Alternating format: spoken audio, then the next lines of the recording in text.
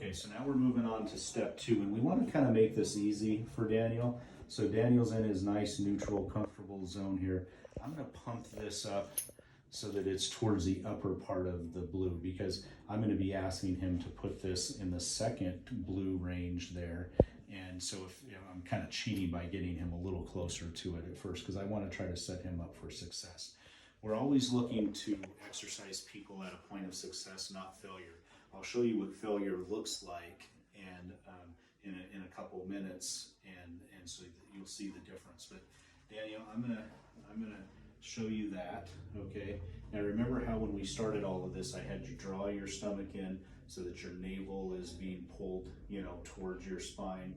If you're a guy, it's a little bit like you have to go to the bathroom real bad and you're trying to hold it in. For females, it's going to be more of a Kegel type of feeling, but we want that transverse abdominis. Okay, now I want you to firm up your stomach until you see that dial go into the blue. And let's see if we can, into the second blue, I should say. All right, so firm up and get it to go to the second blue. Pretty close to the second blue? Kind of, yeah. Not as easy as you would think. Yeah. And so this is where, if I didn't want you to get frustrated, I might hedge our bet. I'm going to pump it up even more here. And sometimes you have to reposition it to make it a little easier, but I want Daniel to be successful here, so I'm going to pump that up a little bit more. Okay, draw your abs in and get it to the second blue. And then for right now, let's just work on holding that for 10 seconds. Work on breathing at the same time, because by the way, I'm doing this exercise as we speak. I'm breathing normally. You can isolate this muscle group and not be stiff and still be quite functional, okay? So you hold it for 10, and then you can kind of relax for 10. And then, although this is still step 2, this is kind of the first step of step 2. Now we're going to challenge you a little bit. And so, again, this part might not even happen until the person comes in for their next visit.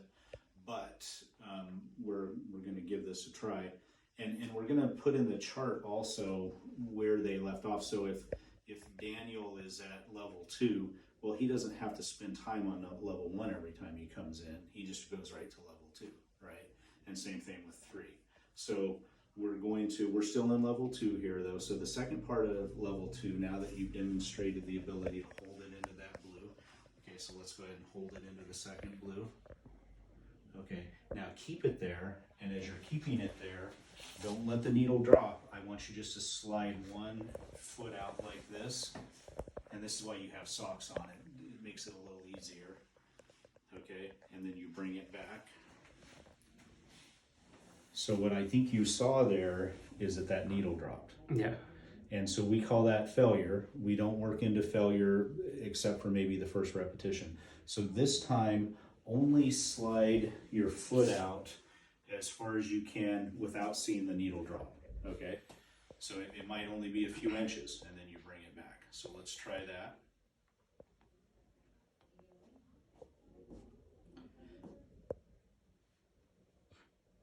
Right there. Okay, and then you bring it back. So right now, we're sliding it out about 2 inches.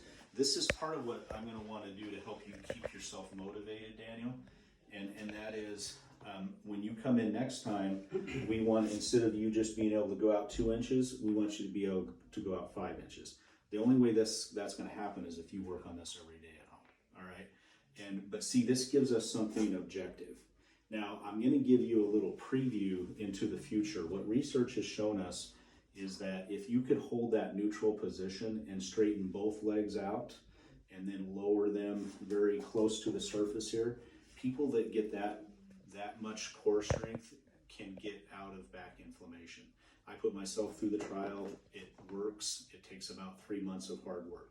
So a preview, and I wouldn't do this with a patient, but a preview is to go ahead and stabilize, good, and then straighten your legs.